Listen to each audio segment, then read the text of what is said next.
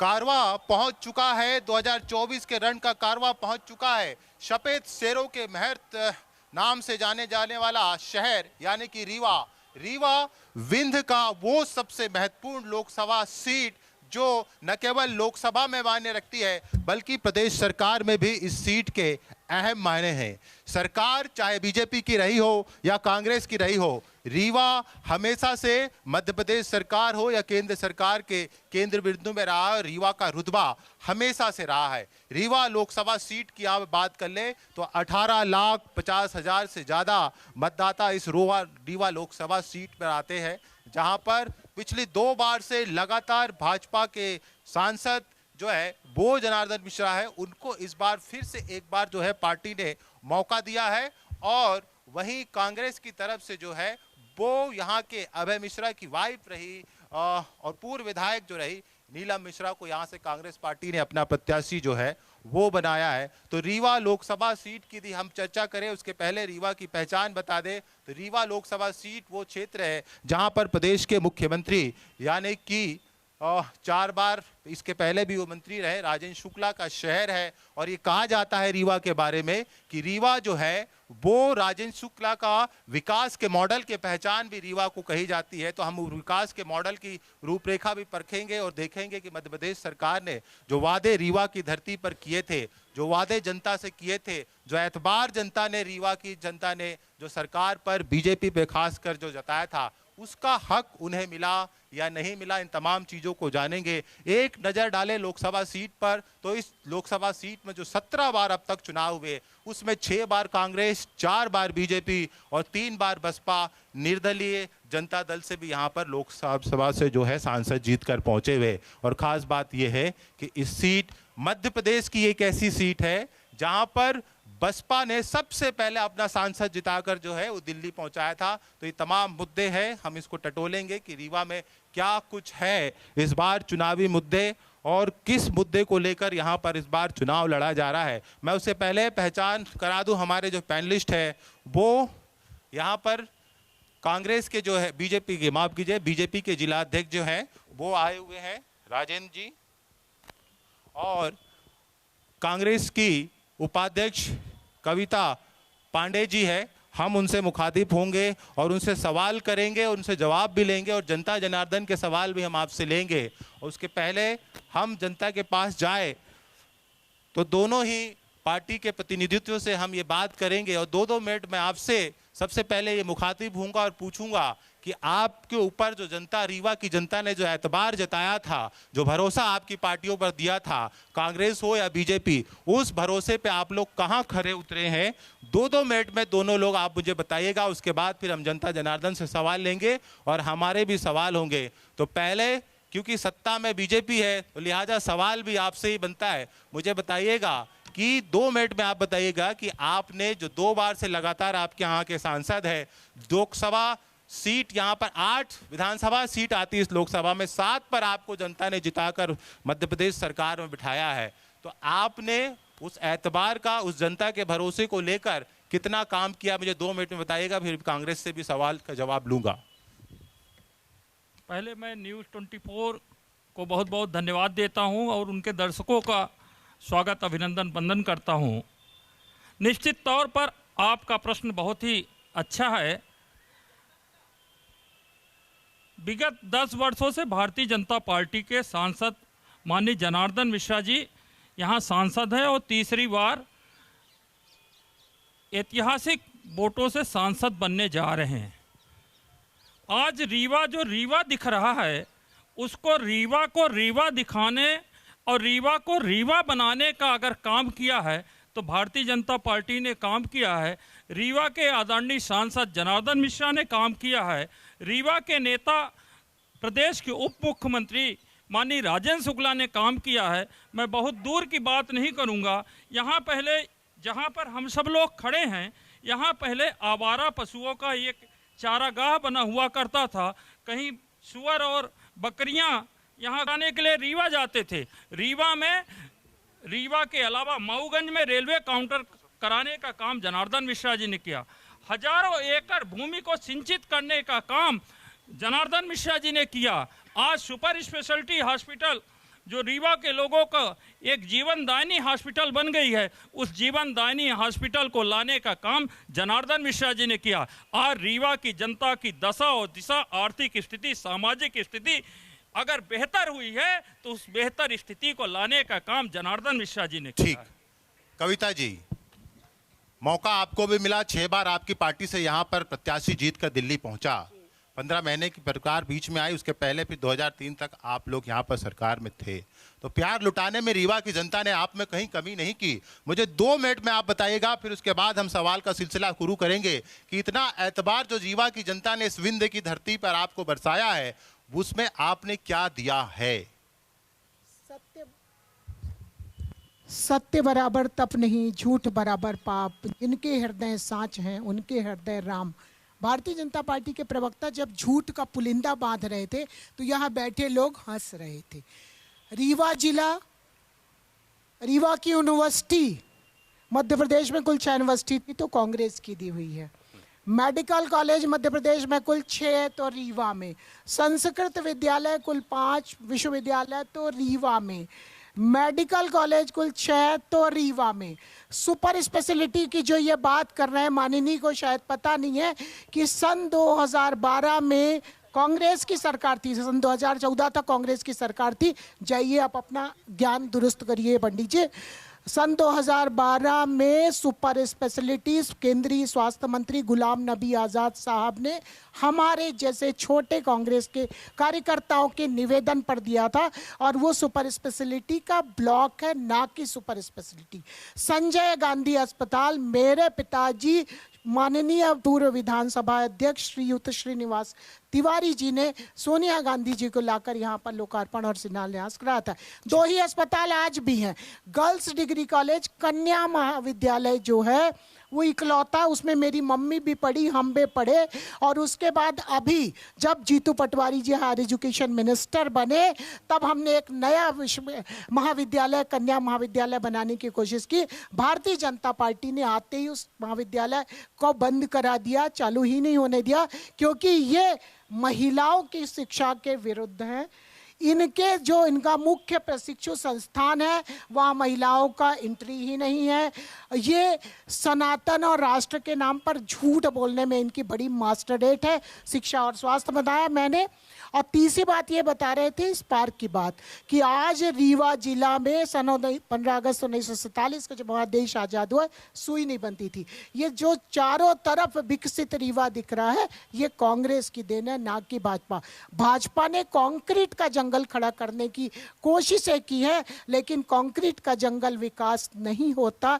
विकास के पैमाने होते हैं युवाओं में रोजगार, महिलाओं में सुरक्षा, शांति और समृद्धि। एक भी युवा के पास रीवा जिले में रोजगार नहीं है। सोलर पावर इन्होंने कहा कि हमने लगाया, एक भी युवा को रोजगार नहीं मिला। भिंड, मुरैना, दिल्ली, बंबई वाले आकर तो वहाँ नौकरी कर रहे हैं, और हमारे यहाँ के जो युवा हैं उनको वो बाहर उनकी धूल झाड़ने का काम दिया जाता है। भारतीय जनता पार्टी पाप की भागी है। मध्य रीवा जिले की जो आम जनता है उसकी। ट्रेनों की बात करें तो मेरे बड़े भैया सुंदरलाल तिवारी जी यहाँ सांसद थे, और जो रीवा दिल्ली चलता है उन्होंने अपने कार्यकाल में चलाया था, और जितनी ट्रेनें हैं वो कांग्रेस के टाइम चली हैं। अभी ये बम्बई और बम्बई वाली गाड़ी की बात कर रहे हैं। एक बार इनके लच्छेदार भाषणों में फंसकर मुझे नासिक जाना था, मैं उसमें बैठ गई। 2 दिन तक वो गाड़ी पहुंची नहीं, लगा कि हम रीवा आ ही नहीं पाएंगे, तो गाड़ी तो चल गई है, लेकिन उसको मालगाड़ी निकले तो अभी रीवा वालों को खड़ा रखते हैं। तो ये है रीवा वालों की इज्जत। तो ये ना बताएं भारतीय जनता पार्टी के कार्यकाल में बेरोजगारी बढ़ी है, आम जनता में कुछ भी खुशहाली नहीं है, और इनके द्वारा ना तो एक भी अस्पताल बनाया गया, ना स्वास्थ्य की कुछ भी दी गई, ना शिक्षा दिया गया, ना रोजगार दिया गया, और ना अन्य किसी प्रकार का कोई काम दिया। ठीक है कविता जी, आपने अपनी बात रखी, राजन जी आपने भी अपनी बात रखी। अब मैं इन दोनों नेताओं के जो जवाब आए हैं उनसे मैं जनता के बीच में जाऊंगा और जनता जनार्दन से ही बात कर लूंगा। और बात क्योंकि हम शुरुआत करें तो एक बात हम पीछे चलते हैं और इतिहास में चल सकते हैं, क्योंकि रीवा जो शहर है वह ऐतिहासिक धरोहर और अपने गौरवशाली इतिहास के लिए जाना जाता है। विंध्य की पहचान ही अपने गौरवशाली इतिहास, 400 साल इतिहास के लिए जाना जाता है। ये बीजेपी वालों से ही ले लेते हैं, मुझे लगता है सवाल का जवाब। कांग्रेसी है। ये कहा जाता है कि जैसा कविता जी अभी कह रही थी, तो मैं उन्हीं के एक जवाब से कनेक्ट कर रहा हूँ कि कंक्रीट का जंगल जरूर खड़ा हुआ, ये मानते हैं हम कि रीवा में डेवलपमेंट हुआ, लेकिन जिस ऐतिहासिक की बात कर रही थी, ऐतिहासिक धरोहरों को सहेजने का काम यहाँ पर रीवा में नहीं हुआ। उन धरोहरों को ये आरोप लगते रहे कि उन धरोहरों को नाश कर कर आप कंक्रीट के जंगल खड़े। तो विकास का मॉडल तो ठीक है, लेकिन इतिहास की पहचान भी तो हमें जिंदा रखनी होगी, हमारे महापुरुषों की पहचान भी तो जिंदा रखनी होगी। ये जितना अच्छा मोदी जी ने महापुरुषों के बारे में विचार किया और सोचा, शायद इसके पीछे की जो सरकारें थी 70 साल जिन्होंने राज्य किया इस देश में, उन्होंने कभी उन महापुरुषों की तरफ देखा नहीं। आज विवेकानंद जी की मूर्ति आपको दिख रही होगी, ये भी हमारे भारतीय जनता पार्टी की देन है। जहां आप जाएंगे जो भी मूर्ति खूबसूरत मूर्त दिखेगी वो टोटल भारतीय जनता पार्टी ही बनवाई होगी, और बाकी कांग्रेसियों ने तो कुछ किया ही नहीं।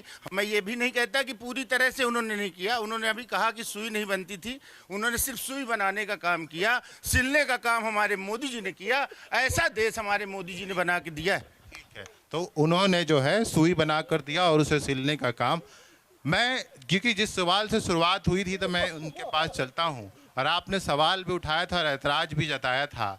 आप, मुझे लगता है कि राजेंद्र शुक्ला जी के एक बयान से काफ़ी क्षुब्ध हुए थे और कहा था कि 2023 के पहले रीवा जो है वो कस्बा था, और ऐतिहासिक धरोहरों को लेकर के पहले नहीं, 2003 की बात के पहले, जब से राजेंद्र शुक्ला जी का कार्यकाल शुरू हुआ तब से वो बता रहे हैं कि इतिहास रीवा का वहीं से शुरू हो रहा है।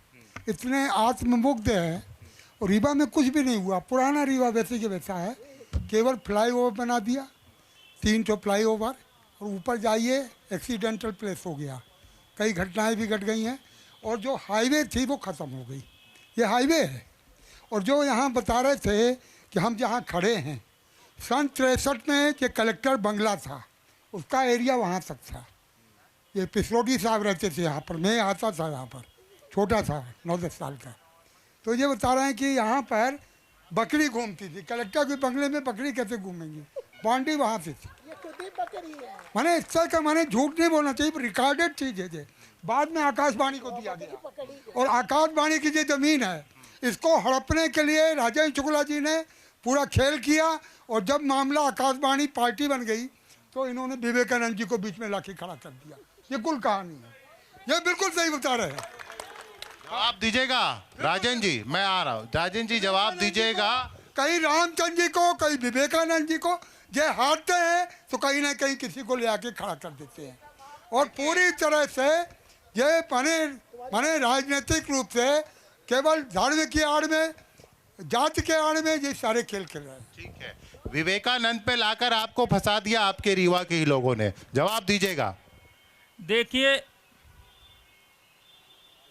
ये रीवा के लोग नहीं हैं, ये पार्टी के लोग हैं। रीवा के लोग तो रीवा को देख रहे हैं कि रीवा को राजेंद्र शुक्ला ने क्या दिया।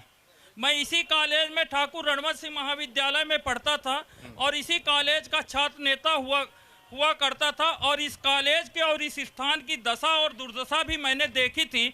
आज इस कॉलेज चौराहे को जो सौंदर्यीकरण करके अब विवेकानंद जी को मान सम्मान और स्थान दिया है वो राजेंद्र शुक्ला जी ने दिया है।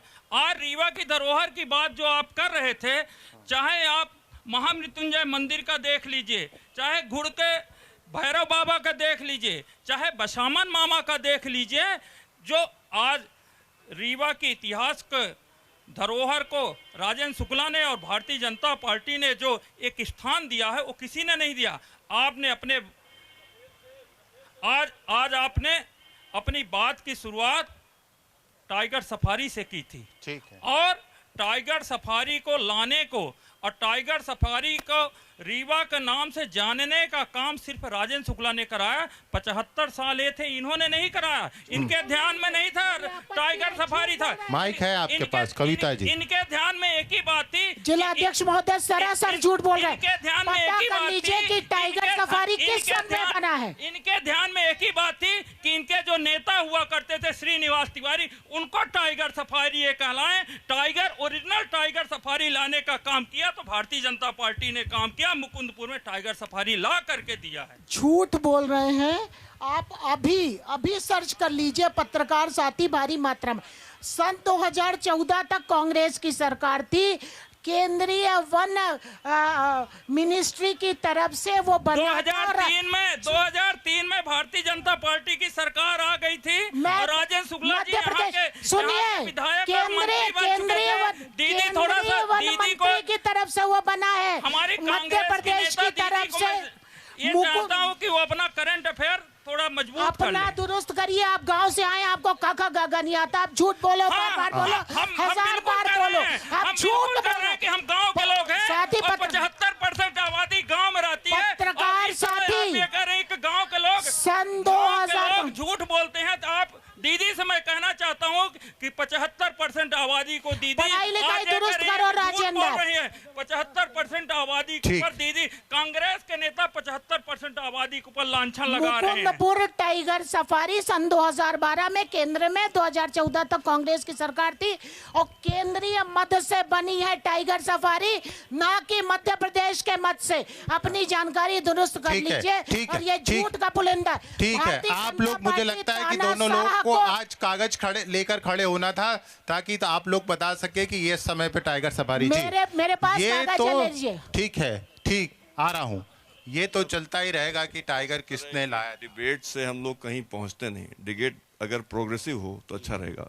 मैं अनुरोध पूर्वक कहता हूं, राजेंद्र जी ने अपनी उपलब्धियों के बारे में बताया। वो टीआरएस कॉलेज के छात्र हैं, मैं जानता हूं। जब कॉलेज 150 साल पहले खुला तो 52 एकड़ का रकबा था। पूछिए सही है कि गलत? 106 एकड़ 106। आज टीआरएस कॉलेज के प्रिंसिपल ने 20 मीटिंग्स में लिख करके दिया कि टीआरएस कॉलेज केवल 19 एकड़ की भूमि में चल रहा है। तो हमारा 80 एकड़ टीआरएस कॉलेज का रकबा गायब है। और भाई राजेंद्र जिला अध्यक्ष हैं, बतौर एलुमनी उनका दायित्व है कि ये बात वो भाजपा के सामने उठाएं कि यहाँ का छात्र का साल बढ़ रहा है, आबादी बढ़ रही है, कॉलेज सिकुड़ रहा है। जीडीसी दूसरा इकलौता गर्ल्स कॉलेज है, उसका रकबा कविता जी बताएंगे, उसकी जनभागीदारी अध्यक्ष थी। आज कितना बचा है? दूसरी चीज राजेंद्र भाई ने कहा कि हमने ट्रेनें चलाई हैं। मैं एक बात समस्त नेताओं की बिरादरी से कहना चाहता हूं कि गुमराह ना करें जनता को। अगर ट्रेनें चलती हैं तो कोई सरकार का वो जन कल्याणकारी कार्य नहीं। गुमराह तो हम होने भी नहीं देंगे। इसलिए मैं क्लियर कर दूं उसको कि अगर कोई रेलवे आती है, कोई एयरपोर्ट आता है, तो वो व्यापार का उपक्रम है। उसका काम है सरकार के व्यापार को, रेवेन्यू को बढ़ाना। वो अपनी कमाई के लिए आता है। रेलवे का रेवेन्यू मॉडल में अगर फिजिबल नहीं दिखता तो रेलवे कहीं नहीं आता है। रेलवे को धंधा चाहिए था, रीवा में ग्राहक है इसलिए रेलवे रीवा आया। आज फ्लाइट्स को अपना ग्राहक चाहिए इसलिए रीवा में ग्राहक हैं, इसलिए फ्लाइट यहाँ आई। ये कोई सरकार का विकास नहीं है। धंधा करने के लिए कोई आ रहा है, वो विकास का हिस्सा नहीं है। सभी लोग इस बात से सहमत। जन कल्याण इसमें कुछ नहीं है। तीसरी चीज, इस छोटे से पार्क का नाम लेते हैं, बाजू में 100 मीटर नहीं होगा, ऑडिटोरियम बना हुआ है, उसमें शासन ने लगाया 350 करोड़। अपने मित्र समदड़िया को 1.25 लाख महीने के किराए में दिया है। मुझे दे दो 20 लाख दूंगा महीने में, मुझे दे दो 20 लाख रुपया उस प्रॉपर्टी का दूंगा। मतलब 19 लाख रुपया का एक्सचेकर लॉस हर महीने हो रहा है। ये भाजपा का विकास है। जहां भी फ्लाईओवर बने हैं, 90 डिग्री पे फ्लाईओवर बनते, मैं इंजीनियर हूं, मैं कह सकता हूं मैंने दुनिया में नहीं देखा। सिरमौर चौराहा इतना बड़ा ब्लंडर है, एक फ्लाईओवर है, रेड लाइट है, ब्लिंकर है, क्या है वो? कोई समझता है क्या? वो सिविल इंजीनियर है, मुझे शर्म आती है उनकी सिविल इंजीनियरिंग पे। वो रीवा के डिप्टी सीएम है जी। कहां गई जमीन के रकबे, बड़ा गंभीर आरोप लगा है और दोनों ही पार्टी के प्रत्याशियों पर ये आरोप लग रहे हैं कि रकबा सिकुड़ता चला गया। अमित भाई की जानकारी को और ज़्यादा मैं बढ़ाना चाहता हूं, क्योंकि मैंने पहले ही बताया कि मैं इस कॉलेज का विद्यार्थी रहा हूं। ये 106 एकड़ 28 डिसमिल का रकबा था और ये पहले दरबार कॉलेज के नाम से था। हम लोग जब पढ़ते थे तो कांग्रेस की सरकार थी, हम लोगों ने नारा लगाया था, जान भी देंगे खून भी देंगे, कॉलेज की माटी कभी न देंगे, कांग्रेस के राज में। और इन्हीं के कांग्रेस के नेताओं का जब हम लोग पढ़े, उस समय एक बड़ा आंदोलन चला कॉलेज के अतिक्रमण हटाने का और कई कमरे धराशायी हुए। उसके बाद इसी दरबार कॉलेज की ही भूमि में मॉडल साइंस कॉलेज बना, इसी दरबार कॉलेज की भूमि में न्यू साइंस कॉलेज है, इसी दरबार कॉलेज की भूमि में ये फॉरेस्ट विभाग का ऑफिस है और जब अपन ने उसको नबाया था दरबार कॉलेज को, तो राजनिवास से लेकर के कमिश्नर के आंगन तक दरबार कॉलेज का रकबा है।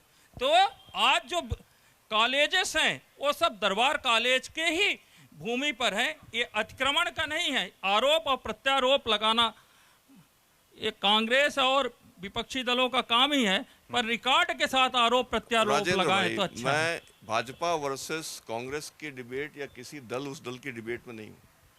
शिक्षा का आधार रहा है टीआरएस कॉलेज। आप उसके छात्र हैं। जो दर्द आपने टीआरएस के साथ महसूस किया, मैंने इंजीनियरिंग के साथ महसूस किया। इंजीनियरिंग कॉलेज की भी जमीन हम नहीं देना चाहते थे। आज 256 एकड़ में इंजीनियरिंग कॉलेज 116 एकड़ मात्र बचा हुआ है। सरकारों की ज़रूरत क्या है कि एजुकेशनल इंस्टीट्यूशंस को बड़ा करें, दुगना करें, तिगुना करें, इसको आरईसी बनाएं। और आप 20 साल शासन में रहने के बाद भी इस आरोप से बरी नहीं हो सकते हैं कि आपने रकबा बढ़ाया नहीं। अगर आपने महसूस किया, लड़ाई करी, तो आपको ये रकबा 20 साल के भाजपा के शासनकाल में बढ़ा करके 108.6 करना चाहिए। ठीक है, हम विफल हुए, स्वीकार क्यों नहीं करते? स्वीकार करते हैं आप कि विफलता है? नहीं, विफलता क्या। हाँ। आज इतना डेवलपमेंट हुआ, इसमें कई कॉलेजेस खुले।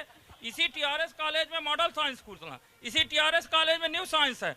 जब इनकी कांग्रेस की सरकार थी तो टीआरएस की क्या बिल्डिंग थी, क्या दुर्दशा थी, आप लोग भी जानते हैं, यहाँ के रीवा के लोग भी जानते हैं। आज टीआरएस A+ ग्रेड का कॉलेज बना है, प्रदेश का नंबर 1 का कॉलेज बना है, तो भारतीय जनता पार्टी की सरकार में बना है। तो ये आरोप प्रत्यारोप न लगाएं। आज शिक्षा की गुणवत्ता में टीआरएस मध्य प्रदेश का नंबर 1 का कॉलेज बनाया है, तो ठीक भारतीय है। जनता पार्टी की राजेंद्र सरकार जी, ने हम बात रकबा की कर रहे थे और आप बात कर रहे हैं शिक्षा की गुणवत्ता की। रीवा आप ही के जिले एक में नेता का, जितने भी कॉलेज ठीक है, हैं। आप ही के नेता का एक कोड है, वो नेता नहीं रही, सुषमा स्वराज जी कहा करती थी कि यहाँ वहाँ की बात मत कर, ये बता कि काफिला क्यों लुटा। आपको याद होगा। तो आप जवाब नहीं दे रहे हैं, सिर्फ यहाँ वहाँ की बातें कर रहे हैं। जी, क्या मुद्दे हैं इस बार लोकसभा चुनाव के? क्या सोच के वोट देने जा रही है जनता? स्वास्थ्य की जो व्यवस्था है इस समय चरमराई हुई है, हम उस पर बात करना चाह रहे हैं। यहाँ संजय गांधी हॉस्पिटल है, वहाँ जाकर के देखिए, एक बेड पर 2 जननी और बच्चा जो है माँ बाप गार्जियंस के पास ज़मीन में रहता है। ये विकास का मॉडल है इनका। मैं लगता हूँ जवाब लेना चाहिए। स्वास्थ्य मंत्री इसी रीवा जिले से है, उप मुख्यमंत्री राजेंद्र शुक्ला जी हैं, और आपके सामने ही बीच से सवाल उठ रहा है, कुछ कहेंगे? बहन आम आदमी पार्टी की नेता हैं। हाँ। उनकी टोपी से आपको समझ में आ रहा है। आज संजय गांधी को बेहतर संजय गांधी किसने बनाया? आज संजय गांधी में पहले जब इनकी सरकार थी तो कितने डॉक्टर थे? आज संजय गांधी में कितने डॉक्टर हैं? आज संजय गांधी में कितनी यूनिट है? ये अगर काम किया तो भारतीय जनता पार्टी की सरकार ने किया। आज संजय गांधी बेहतर हॉस्पिटल के रूप में बना है, तो भारतीय जनता पार्टी की सरकार ने। आप एक मिनट, आप किसी का पार्टी से ऊपर उठ करके, आप पार्टी से ऊपर उठ करके समाज और देश के चिंतन करके बोलिए तो अच्छा रहेगा। एक भी बड़े डॉक्टर नहीं है भाजपा के शासन में। हर कोई, किसी का एक्सीडेंट होता है वो जबलपुर बाहर भाग के जाता है। बिनरवा अस्पताल में मरीज भर्ती होते हैं फिर भी मर जाते हैं। किसी भी अस्पताल, कोई संजय गांधी दादा की बनवाई, श्रीनिवास तिवारी जी की बनवाई है, लेकिन इनकी अर्थव्यवस्था इतनी चकराई, कोई बाहर से डॉक्टर नहीं लेके आए हैं आज तक। केवल रीवा का विकास ये है, विकास पुरुष ने किया है, समदड़िया का विकास किया है। जबलपुर से बिल्डर आया है, यहाँ के बिल्डर सब मर गए। ठीक है, ये देखिए स्वास्थ्य को लेकर, हाँ कुछ कह रहे हैं आप, बैठिए। आपका पार्षदी के चुनाव में नगर निगम का चुनाव का बनता जा रहा है, ये लोकसभा का चुनाव। आप दुरुस्त हो जाइए, मुद्दे वही रहेंगे। आपके रीवा के ही मुद्दे हम कर रहे हैं, बाहर के मुद्दे नहीं है ये। ठीक है, ये बाहर का मुद्दा नहीं है। स्वास्थ्य का मुद्दा आपके रीवा का है, डेवलपमेंट का मुद्दा आपके रीवा का है, रकबा का मुद्दा रीवा का है, एजुकेशन का मुद्दा रीवा का है, रोजगार का मुद्दा रीवा का है। आप इसको नगर निगम से कन्वर्ट मत करिए। जी सुनिए, आप लोकसभा चुनाव के लिए आए हैं तो सुनिए, स्वास्थ्य के लिए यहाँ सुपर स्पेशलिटी हॉस्पिटल हुई, यहाँ आप देखिए ट्रांसप्लांट होने लगे, किडनी ट्रांसप्लांट होने लगी। यहाँ ये अभी मूर्ति की बात हो रही थी, यहाँ बकरियाँ नहीं चरती थी, बाबूजी बोल रहे थे अपने ज़माने की बात। इसके मूर्ति के लिए आंदोलन हमने खुद ने किया। हम ये फोटो है उस दिन की, जिस दिन ये तय हुआ उस दिन हमने ये प्रतिनिधि अपने मंत्री को दिया। आपको जानकारी होनी चाहिए कि शहर का जो विकास हुआ है वो पिछले 20 सालों में क्या हुआ है, उससे पहले क्या स्थिति थी, यहाँ सिंचाई की क्या स्थिति थी, इसकी जानकारी नहीं है। आप बाहर से आए, वो कुछ भी बोल रहे हैं, आप मान रहे हैं। आप एक बार नहीं, सुनिए, ये नहीं है कि हम बाहर से आए तो हमें नहीं पता है। रीवा इसी मध्य प्रदेश का है। रोड देखी होगी। नहीं, रीवा इसी मध्य प्रदेश का है। हम मान रहे हैं कि रोडें बनी है, लेकिन आप ये बात नहीं कर सकते। माफ करिए, आप चुनाव, ये राष्ट्रीय चुनाव है, इसलिए तर्कों पे बात करिए। राष्ट्रीय चुनाव में लोकल मुद्दा नहीं होगा। होता है, लेकिन झूठ का मुद्दा नहीं होता है। ये कुछ भी बोलेंगे, झूठ का भीड़ इकट्ठी करके नहीं होता है।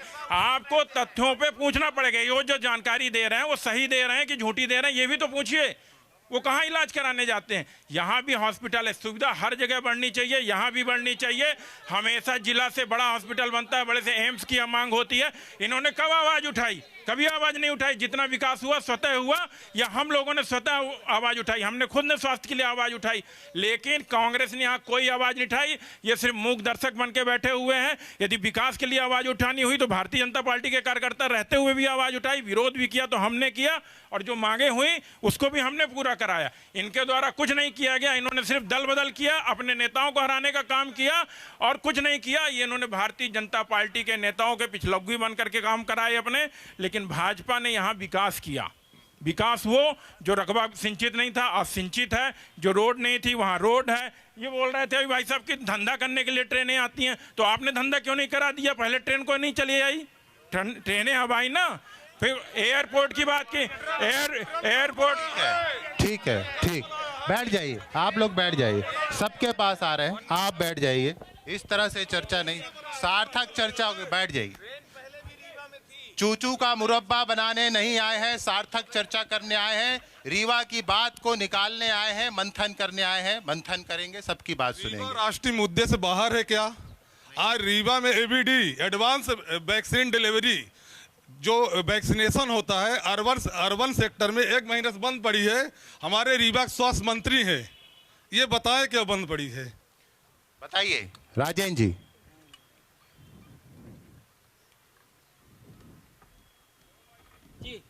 कह रहे हैं कि बता दीजिए आप। 1 महीने से चाइल्ड वैक्सीनेशन बंद है रीवा अर्बन की। रीवा के स्वास्थ्य मंत्री जी राजेंद्र शुक्ला जी हैं, क्यों बंद है? बताइए, एक लाइन में बताइएगा।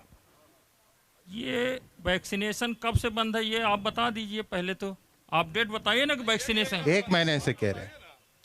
कौन कहता है कि वैक्सीनेशन नहीं हो रहा है रीवा जिले में?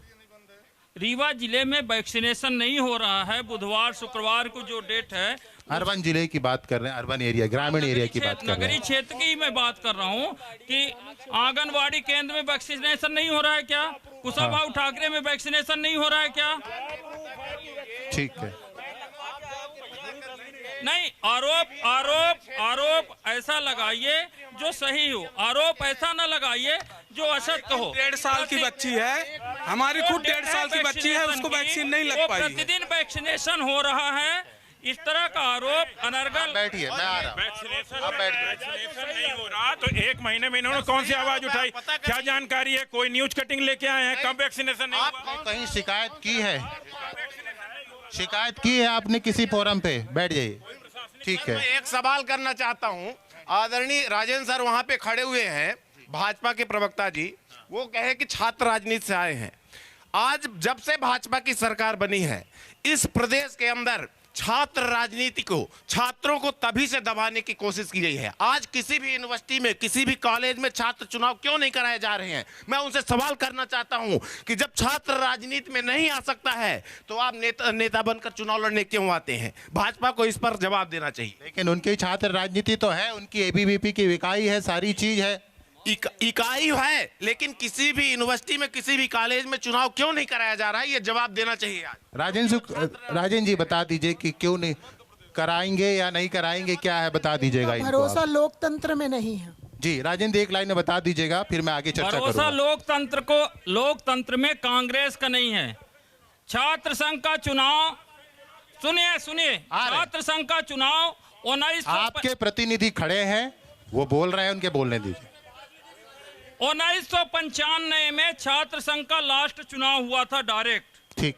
1995 में मैं छात्र संघ का आखिरी अध्यक्ष बना हूं। जी। 1995 में किसकी सरकार थी? उसके बाद छात्र संघ का चुनाव बंद हुआ। किसने छात्र संघ का चुनाव कराया इस प्रदेश में? 1996 से कांग्रेस की सरकार थी, तब से छात्र संघ का चुनाव बंद है। और भारतीय जनता पार्टी बहुत जल्दी छात्र संघ चुनाव कराने वाली है। उसकी कार्य योजना और मसौदा तैयार की है। नई शिक्षा नीति में छात्र राजनीति डेवलप हो, इसके लिए हम लेकर के आए। ठीक है, चलिए जी। यदि सारे मुद्दे हो और उसमें शिक्षक और अनुकंपा और इन सब चीज मुद्दे ना हो तो अधूरी रह जाती है। इन मुद्दों को लेकर आप भी आंदोलनरत रही। जी सर, हम लोग बहुत अच्छा, जितना अभी तक सुना, जितना भी कवर किया, आदरणीय महोदय और मैम सब खड़े हुए हैं यहाँ पे। देखिए, मुझे इतना ज़्यादा तो नॉलेज नहीं था, लेकिन आज जाके बहुत कुछ जान गई। सबसे पहले जो पब्लिक होती है, एक आम आदमी होता है, जो मिडिल क्लास फैमिली होती है, उसकी ज़रूरत होती है रोटी, कपड़ा और मकान, जो शिक्षा से ही आती है। उसके अलावा वो कहीं से नहीं आ सकती। आप दुनिया के मुद्दे कर लीजिए, लेकिन जब तक आप शिक्षा को बढ़ावा नहीं देंगे, आप देश के विकास में कुछ नहीं कर सकते। अभी वर्ल्ड हैप्पीनेस डे था और इस वर्ल्ड हैप्पीनेस डे में फिनलैंड ऐसा था जो विश्व का सबसे हैप्पीनेस वाला डे था। तो आप ये बताइए, जो ऐसा देश था, तो हमारे भारत में किसी चीज़ की कमी नहीं है। सर, व्यावसायिक शिक्षा के बारे में मैं बोलूँगी। व्यावसायिक शिक्षा में लगातार शिक्षक लगातार लगे हुए हैं। हम युवा, हमारी भारतीय आबादी का 66% जो है वो युवा है, और अगर 66% खुश नहीं है, जितने सारे लोग लगे हुए हैं, व्यावसायिक शिक्षा एक ऐसी शिक्षा है। देखिए, हर कोई पीएचडी नहीं क्रॉस कर सकता, हर कोई नेता नहीं बन सकता, हर कोई डॉक्टर नहीं हो सकता, हर कोई इंजीनियर नहीं हो सकता, लेकिन ऊपर वाला हर इंसान को कोई ना कोई कौशल प्रदान करता है जिससे वो अपना आत्मसम्मान और अपना जीवन यापन कर सकता है। और अगर आप इसके लिए कोई पॉलिसी नहीं बना पा रहे हैं, हम जब चुनाव होता है उसके पहले सर इतने बड़े बड़े घोषणा पत्र, चाहे कोई भी सरकार आए, मेरा किसी पार्टी से कोई विशेष वो नहीं है, कोई भी सरकार आए, इतने बड़े बड़े मुद्दे होते हैं, इतने बड़े बड़े घोषणा पत्र होते हैं, लेकिन आप सोचिए, कोई मेडिकल फैसिलिटी नहीं व्यावसायिक शिक्षक को, कोई उसकी सर सैलरी आती है, क्योंकि ठेके के माध्यम से हम लोग रहते हैं, 8 महीने में सैलरी आती है। अगर घर से एक अच्छा बैकग्राउंड नहीं है तो आप सोचिए कि कैसे किसी का जीवन यापन होता है। बड़े बड़े मुद्दों पे बोलना बहुत आसान होता है, और मैं इतना ही बोलना चाहूंगी क्योंकि बोलने का मौका मिला है। तो देखिए, जब तक आप व्यावसायिक शिक्षा और अतिथि शिक्षक इन लोगों को आगे नहीं बढ़ाएंगे, आपका देश का विकास होना बहुत मुश्किल है, बहुत मुश्किल। बहुत बढ़िया राजेंद्र जी, हम सब यहाँ पर जितने बैठे हैं और सारे लोग जो है वो बिना गुरु के, बिना ज्ञान के और बिना शिक्षक के किसी भी शहर की उन्नति और विकास नहीं हो सकता। और आप तो सुचिता की राजनीति करते भी है, बीजेपी इस लाइन को मानती है। शिक्षक को लेकर पूर्व मुख्यमंत्री जी ने भी बहुत सारी चीज़ें की थी, कहीं ना कहीं उसमें इम्प्लीमेंट करने में दिक्कतें आ रही है। क्या अभी आपकी मन से सवाल उठा, कब तक ये चीज़ें हो पाएंगी? 20 वर्षों में रीवा जिले में एक भी सरकारी कॉलेज नहीं बना। University, medical college, engineering college, TRS, कन्या महाविद्यालय, संस्कृत महाविद्यालय, सब कुछ कांग्रेस का देन है। 20 वर्षों में भारतीय जनता पार्टी ने शिक्षा का काम नहीं किया है। और ये एक्चुअली शिक्षा चाहते ही नहीं, ये चाहते ही नहीं है कि जनता शिक्षित हो, पढ़े, ये दिल्ली बंबई जाकर मजदूरी करे, ये है भारतीय जनता पार्टी की मंशा। देखिए, राजेंद्र जी जवाब दे दीजिए, फिर मैं सवाल लूंगा। कौवा काटे जो कहावत है उसको कांग्रेस चरितार्थ करती है। ये बताइए कि गुड़ में सरकारी कॉलेज किसने दिया? देवतलाव में सरकारी कॉलेज किसने दिया? हनुमाना में सरकारी कॉलेज किसने दिया? शिक्षक की बात हो रही है, शिक्षक की नियमितीकरण की बात हो रही है, उनके वेतन वृद्धि की बात हो रही है। 1 मिनट, अभी उस विषय पर भी आता हूँ, उसी पे आइएगा। वेटनरी कॉलेज किसने, रीवा में वेटनरी कॉलेज किसने दिया? माखनलाल यूनिवर्सिटी किसने दिया? और आज राजेंद्र जी, प्रदेश में इतने शिक्षकों की जो भर्ती हुई है, स्कूलों में देखें या कॉलेजों में, पीएससी के माध्यम से कॉलेजों में जो भर्ती हुई है, और स्कूलों में करीब 1 लाख से ऊपर पूरे मध्य प्रदेश में भर्ती हुई है। तो इसकी भर्ती किसने कराई? भारतीय जनता पार्टी की सरकार ने कराई। अभी 6 महीने पहले शिक्षकों की भर्ती हुई है। ठीक है, मैं आ रहा हूँ। 6 महीने पहले जवाब ले लेते हैं, युवा है। 6 महीने पहले अभी राजेंद्र जी एक जवाब ले लेते हैं, फिर आ रहे हैं आपके पास। डंडे खाए हैं मैंने, भोपाल में डंडे खाए हैं मैंने। आपने टॉपर उसको बनाया जो दिल्ली राजधानी मध्य प्रदेश की बताता है, ओमकारेश्वर गुजरात को बताता है, वो एडीपीओ की पोस्ट में 3री रैंक पाके बैठा हुआ है, और आप बता रहे कि उसने पटवारी टॉप किया है। आपने जांच रिपोर्ट में पूरा फर्जीवाड़ा साबित कर दिया और खुल्लम झूठ बोला। व्यापम पार्ट 1 हुआ, पार्ट 2 हुआ, पार्ट 3 हुआ। 42 लाख युवा मध्य प्रदेश के बेरोजगार रजिस्टर्ड हैं, और आप बताइए कि रीवा में कितने लोगों को दिया है आपने? सोलर प्लांट खुलवाया है, कितने रोजगार है बताइए। राजेंद्र जी जवाब दीजिएगा, फिर मैं सवाल लेता हूं। देखिए ऐसा है, अगर अपन ये कहें कि सरकारी नौकरी को ही हम रोजगार मानते हैं, तो सरकारी नौकरी को रोजगार नहीं है। जवाब ले लेते हैं। मुद्रा लोन में कितने लोगों को रोजगार मिला? प्रधानमंत्री सृजन योजना में प्रधानमंत्री सृजन योजना में मध्य प्रदेश में 1,54,000 लोग प्रतिवर्ष प्रधानमंत्री सृजन योजना के लाभार्थी हैं। रीवा जिले में 14,000 लोगों को प्रधानमंत्री सृजन योजना में लोन मिलता है। मुद्रा लोन में हमारे यहाँ 35,000 लोगों को रोजगार दिया गया है। युवा स्वरोजगार युवा स्वनिधि में करीब हजारों लोगों को रोजगार मिल रहा है। ये रोजगार की श्रेणी में नहीं आता। ठीक है, सिर्फ सरकारी नौकरी को ही रोजगार आप कहेंगे क्या? रोजगार नहीं है, कर्जा उन बच्चों के ऊपर लाइबिलिटी हो जाता है। माने आप सरकारी नौकरी को ही रोजगार मानते हैं, इसके अलावा आप कि हर वर्ष 2 करोड़ रोजगार देंगे। आज 1 करोड़ का कौन, 1 लाख नहीं हुआ। चलिए ठीक है कविता जी, राजेंद्र जी आ रहा हूँ। इस चर्चा में यदि अन्नदाता की बात ना हो, क्योंकि आपकी पार्टी जो है वो जय जवान के साथ जय किसान का नारा भी बीजेपी ने दी है, और वाकई में प्रधानमंत्री जी ने कहा कि हमने किसानों का सम्मान, जवानों का सम्मान बढ़ाया है, और उन्होंने किसान निधि की भी बात की है। केंद्र से भी पैसा आता है, मध्य प्रदेश सरकार से भी हर साल किसानों को पैसा मिलता है।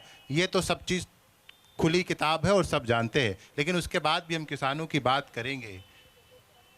केंद्र से पैसा आ रहा है, प्रधानमंत्री जी कह रहे हैं कि हम जय जवान के साथ जय किसान कह रहे हैं, वो किसान को इंफ्रास्ट्रक्चर की बात कर रहे हैं। कृषि क्षेत्र में एग्रीकल्चर हो रहा है। मध्य प्रदेश सरकार को 5 बार कृषि कर्मण अवार्ड मिलता है। इस मध्य प्रदेश में कृषि हर साल कृषि का रकबा बढ़ रहा है। दिक्कत कहाँ आ रही है? देखिए, अभी भारतीय जनता पार्टी के कई साथी हमारे बोल रहे थे कि ये विधानसभा स्तर का डिबेट है।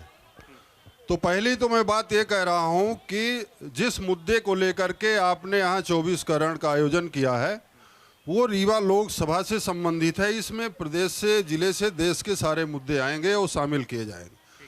तो मैं आपसे कहना चाहता हूं कि अभी भारतीय जनता पार्टी ने अपना घोषणा पत्र जारी किया लोकसभा का, और इंडिया गठबंधन ने भी जारी किया, एनडीए के तरफ से इन्होंने जारी किया। शांत रहे।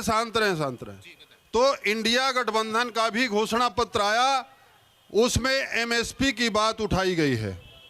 लेकिन जो भारतीय जनता पार्टी का घोषणा पत्र है उसमें एमएसपी की बात नहीं की गई है। मैं इनसे सवाल करना चाहता हूं, वो आप इनसे बाद में ले लीजिएगा कि आखिर एमएसपी क्यों गायब है। इस देश में किसान बिल के विरोध में, इस देश में किसान बिल के विरोध में 13 महीने आंदोलन चला। सरकार ने आंदोलन कुचलने का काम किया। मोदी सरकार ने किले गड़वाई, सड़कें खुदवाई, लाठियां चलवाई, किसानों पर गोलियां चलवाई। 715 किसान शहीद हुए उस 13 महीने के आंदोलन में। इसके बाद मोदी सरकार ने बिल वापसी किया, और 9 दिसंबर 2021 को, यहाँ भारतीय जनता पार्टी के साथी मौजूद हैं, 9 दिसंबर 2021 को सरकार ने एक पत्र दिया कि आप आंदोलन को खत्म कर दे, हम एमएसपी का कानून लाएंगे। लेकिन किसानों ने अपना आंदोलन स्थगित किया। सरकार ने आज तक एमएसपी लाने का काम नहीं किया। मैं आ रहा हूँ जी। एमएसपी पे लेकर तो सरकार बातें भी करती थी, और पिछली बार एमएसपी पे कुछ दिया भी गया था, शायद कुछ हिस्सा छूट गया है। बताइए, अभी 13 महीने का आंदोलन हुआ, सरकार को बैकफुट पर आना पड़ा और किसान बिल वापस हुआ, आपके भी नॉलेज में है। फिर से दिल्ली में जमावड़ा हो रहा था, कुछ किसानों को जो है वो बंद कर दिया गया। 700 किसानों की शहादत हुई है उसमें। जी राजेंद्र जी, मैं आ रहा हूँ। एमएसपी पर सरकार गंभीर है और जैसे ही हमारी सरकार बनेगी उस पर तत्काल निर्णय लेगी। घोषणा पत्र में अपनी बात क्यों नहीं कह रहे वचन हैं? दिया था, हमारे कृषि मंत्री ने तत्काल इस बात को बोला था कि एमएसपी और किसानों पर हम बहुत गंभीर हैं और तत्काल इस पर हम निर्णय लेने वाले हैं। घोषणा पत्र में ये उनकी क्यों सरकार नहीं ने वर्णित है? ठीक बात है, नहीं घोषणा ठीक पत्र बात में क्यों है। नहीं बीजेपी बताया? सरकार ने इस मामले में कमेटी बनाई है, एमएसपी को लेकर कमेटी बनाई है, ये बात ठीक है। देखना ये होगा कि कमेटी का मुद्दा कब आतिक है। ठीक है, आधी आबादी जो है उनकी भी बात कर लेते हैं, बताइए। लोकसभा का मुद्दा कहते हैं, ये प्रशासन किसके उसमें आता है? बीजेपी के उसमें। ठीक है, यहाँ प्रशासन कहता है पुलिस की क्या जिम्मेदारी होती है कि लोगों की सुरक्षा प्रदान करना। हमारे फैक्ट्री में चोरी हो जाती है, चोर का चेहरा दिख रहा है, मुंह बांधा हुआ है, यहाँ पुलिस कहती है कि चोर मुंह बांध के आया तो हम उसको कैसे पकड़ेंगे? तो क्या चोर चोरी करने आएगा तो खुला आएगा? अब आपको हम वीडियो दे रहे हैं कि आप चोर को पकड़ो, यहाँ पुलिस जाती है चोर से पैसा ले लेती है, वहाँ चोर का बाप फोन करता है कि मैडम आपका कैमरा मिल गया है, आप आके जब्ती करा लीजिए। यहाँ पुलिस को बताते हैं, पुलिस बोलती है कि अरे कैमरा तो अभी मिला ही नहीं, हम क्या करें? तो यहाँ तो प्रशासन ऐसा है कि आम पब्लिक परेशान है। अगर रिपोर्ट कराने जाओ तो एफआईआर नहीं लिखी जाती है। अगर हम एफआईआर कराने गए थे, अगर मीडिया हमारे साथ ना होती तो हमारी एफआईआर ना लिखी जाती। ये आम पब्लिक की दशा है। जी, लॉ एंड ऑर्डर का एक मसला तो है रीवा में, हम देखते हैं। राजेंद्र जी। भाई साहब, चोर मौसेरे भाई। राजेंद्र जी, अगर ये बताइए, अब अपने यहाँ क्या पार्षद और महापौर नहीं है? क्या रीवा में विधायक नहीं है? जो ये सांसद का जो मामला है, जो चोरी और चमारी वाली बात हो रही है यहाँ पे, वो कार्यक्रम आप जानते होंगे कि ये, सुनिए भाई साहब, ये जो भी मुद्दे हैं ये लोकल मुद्दे हैं कि चोरी हो गई। अरे चोरी हो गई तो आप रिपोर्ट करेंगी, पुलिस का काम है, पुलिस अपना काम करेगी। सब सांसद जी क्या करें? मतलब वो सांसद जी डंडा ले ले पुलिस बन जाएंगे क्या सांसद? सांसद का काम है कि अपना लोकसभा में जाना है, जो समस्याएं हैं, भारतीय जनता पार्टी के लोग जो समस्याएं हैं करते हैं। आ रहा हूं मैं आपकी जगह पे, हम लोकसभा में रखेंगे और वहां से जो अपने देश के लिए जो समस्याएं हैं, जो रीवा की समस्याएं हैं, ये चोरों की समस्या हमारे यहाँ के महापौर भी निपटा सकते हैं, विधायक भी निपटा सकते हैं। ठीक है जी, बोलिए।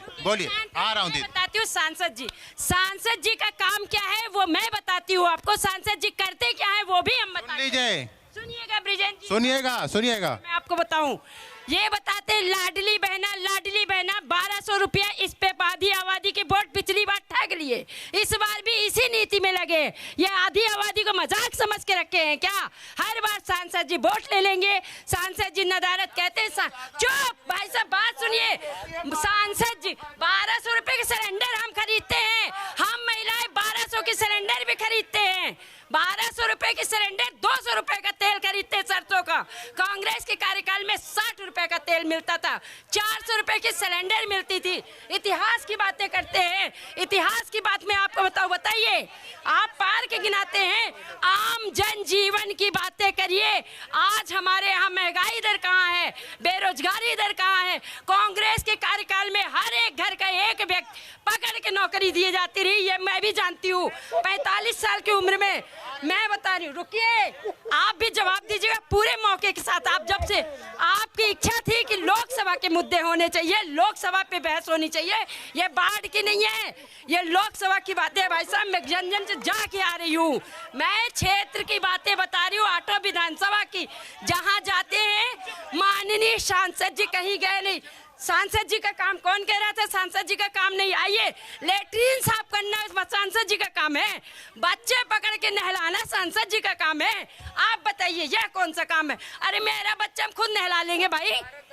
सुनिए, हमने सांसद जी को चुना था कि जाएंगे पार्लियामेंट में, हमारे भारत के लिए, हमारे रीवा जिले के लिए अच्छी योजनाएं लाएंगे, बड़े उद्योग ले आएंगे, हमारे यहाँ के युवा रोजगार, बेटे बेटियां जॉब करेंगे।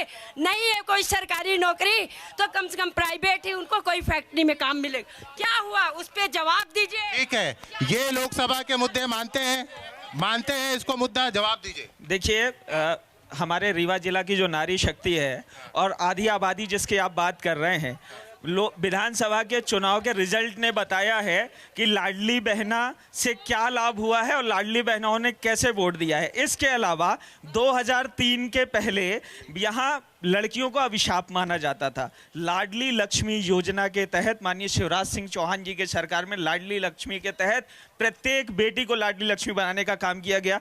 उसके बाद नारी सशक्तिकरण के लिए नारी शक्ति योजना हो या कि मुद्रा यहाँ पे रोजगार की बात कर रहे थे, रोजगार की बात जवाब ले लेते हैं, जवाब ले लें।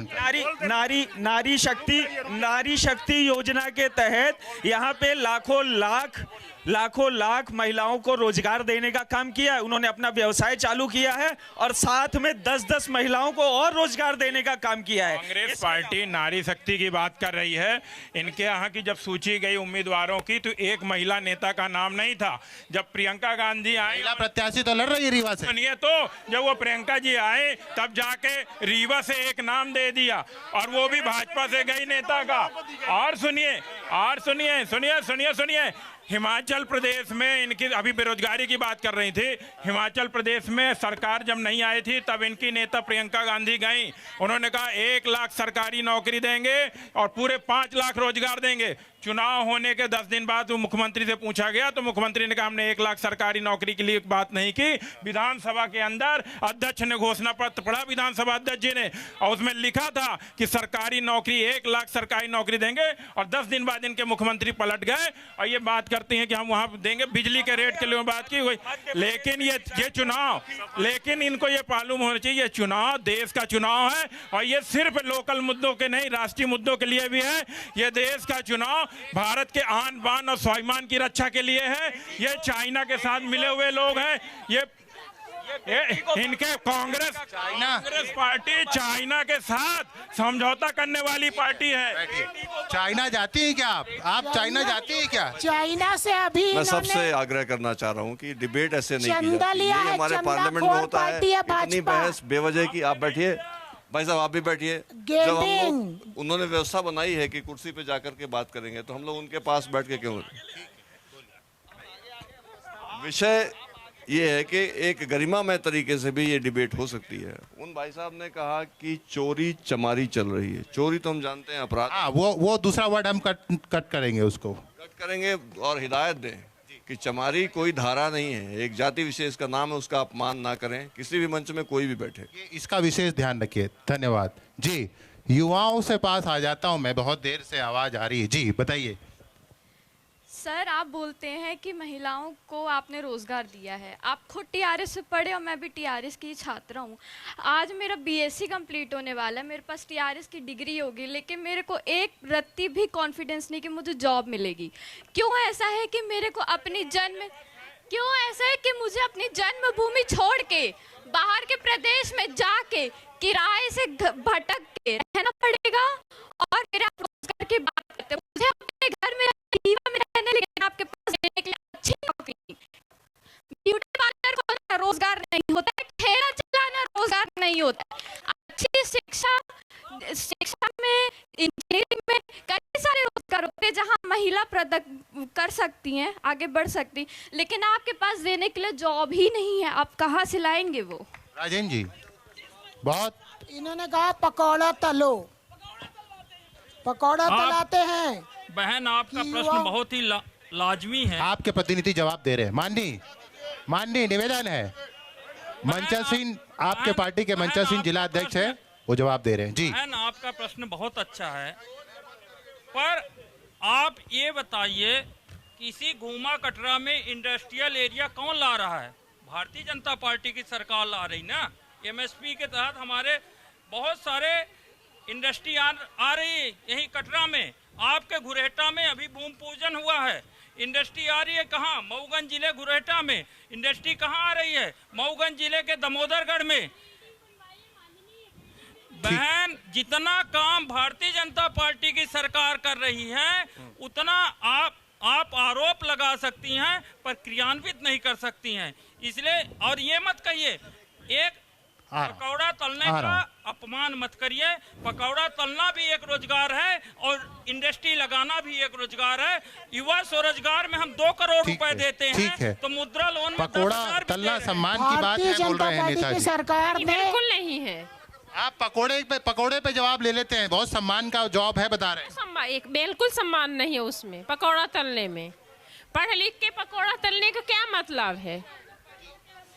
सर हम 15-15 लाख रुपए अपनी शिक्षा में इन्वेस्ट करते हैं अच्छी नौकरी पाने के लिए, 20 रुपए के पकौड़े तलने के लिए नहीं। देखिए बताइए, 15 लाख रुपए लगता है हायर एजुकेशन अगर आप पे। 15 लाख पढ़ करके वो करती हैं तो पकौड़ा नहीं तलती हैं आप। युवा स्वरोजगार में आप 2 करोड़ की इंडस्ट्री डालनी चाहिए। पकौड़ा तलने के लिए आप 15 लाख नहीं पड़ रही हैं। 2 करोड़ है क्या आपके पास? और उसके पास बालिका के पास 2 करोड़ होता है तो अंबानी अडानी न बन जाती। भारतीय जनता पार्टी के 2 गुजराती और 2 व्यापारी मिलकर देश को लूट रहे हैं। देश को लूट रहे हैं 2 गुजराती। अंबानी अडानी की सरकार है, उस बालिका को कह रहे हैं अच्छा 1 मिनट, जाओ 2 करोड़ का व्यापार करके आओ, कहाँ से लेके आएगी? ठीक है मैं आ रहा हूँ, 1 मिनट आ रहा हूँ, इसी से जुड़ा एक आ रहा हूँ। 50 लाख रुपए तक का लोन भारतीय जनता पार्टी की सरकार ने दिया है पीएमईजीपी में पिछले साल। आपके प्रतिनिधि जवाब दे रहे हैं, मैं आपके पास भी आ रहा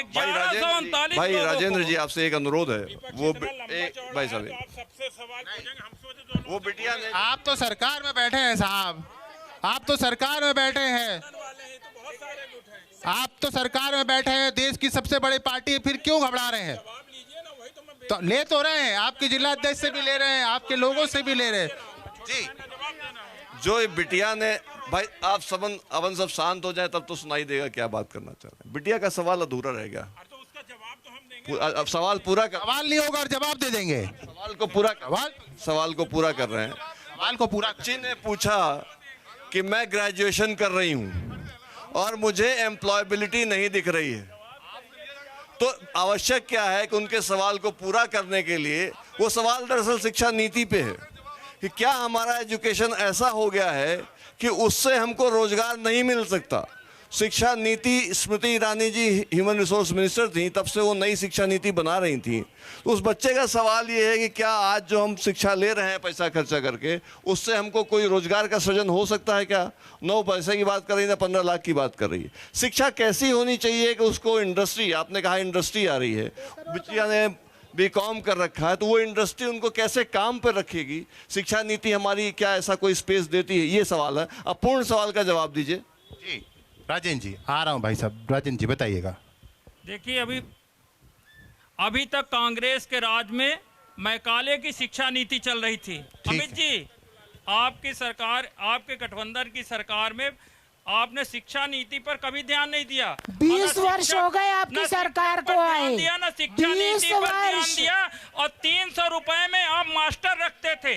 आज भारतीय जनता पार्टी की सरकार 1 लाख रुपए टीचरों को तनख्वाह देती है, आप 300 रुपए में मास्टर रखते थे।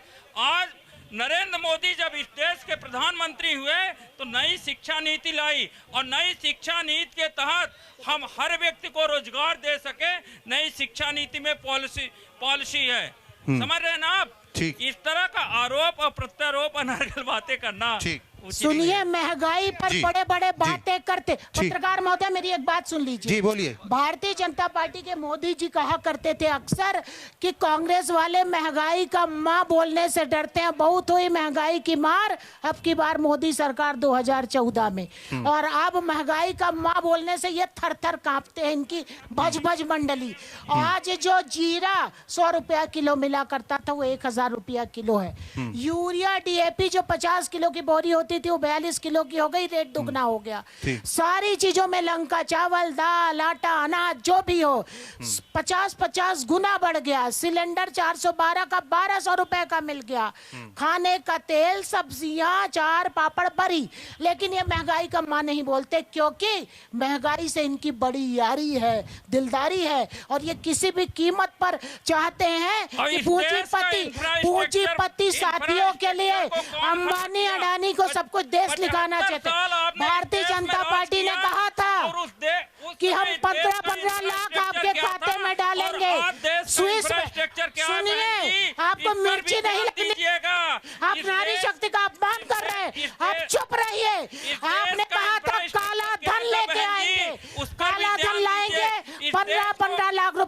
खाते में आया? खाते में आया क्या? बोलो जोर से, खाते में आया 15 लाख ने दिया। कब दोगे 15 लाख? कब दोगे 15 लाख? सिर्फ इस देश को लूटा है। ठीक है, आपने लूटा है। 75 साल में कांग्रेस के लोगों ने इस देश को लूटा है। आज 75 साल में कांग्रेस ने इस देश को गुलामी की ओर ले गया। 75 साल काला धन कब आएगा? मोदी की गारंटी की वारंटी कौन देगा? हम लोग मोदी की गारंटी कौन देगा? मोदी ने गारंटी दी थी कि 15 लाख देंगे। कब आएगा स्विस बैंक से काला धन? नारी का अपमान करने में कांग्रेस कभी पीछे नहीं रही। नारियों को मणिपुर में लड़कियों को नंगा घुमाया गया। मणिपुर में लड़कियों को नंगा घुमाया गया और इनकी आंख का पानी सूख गया। इनको शर्म आनी चाहिए। 65 साल आपकी सरकार थी। आपने नारियों के सम्मान के लिए, नारियों के लज्जा के लिए क्या किया? विगत 20 वर्षों में प्रधानमंत्री हुए बना हुआ है। समग्र स्वच्छता अभियान में एक घर में शौचालय बनाया। मोदी जी ने नारी के सम्मान के लिए, नारी के सम्मान बचा रहे। मध्य प्रदेश सवाल, एक मिनट, उन्होंने समग्र स्वच्छता अभियान में एक सवाल ले ले, शौचालय बनाया। झूठ बोल रहा हूँ। सवाल ले ले।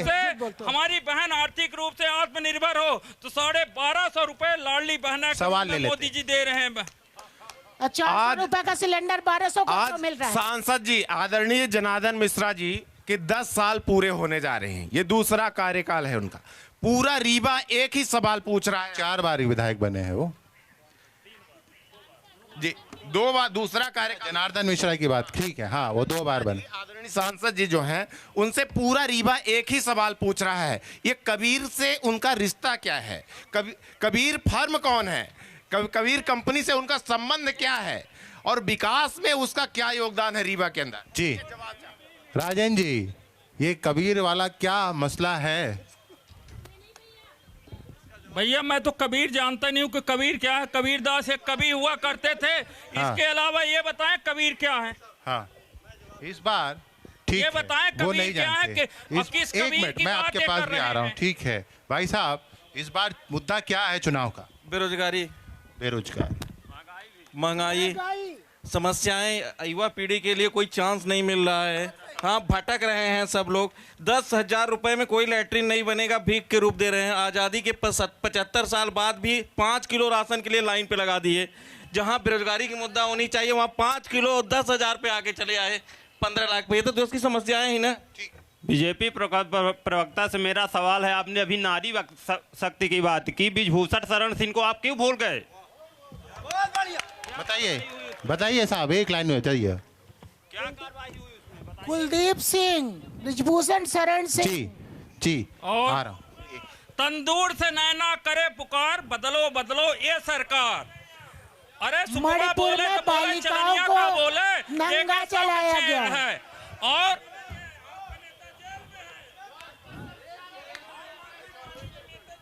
जी बताइए, साक्षी क्या मुद्दा है इस बार? साक्षी मलिक पहलवान रोती हुई बेटियां। केस कहाँ चला गया दीदी? हाँ, साक्षी बताइए। मलिक पहलवान, कुश्ती की पहलवान।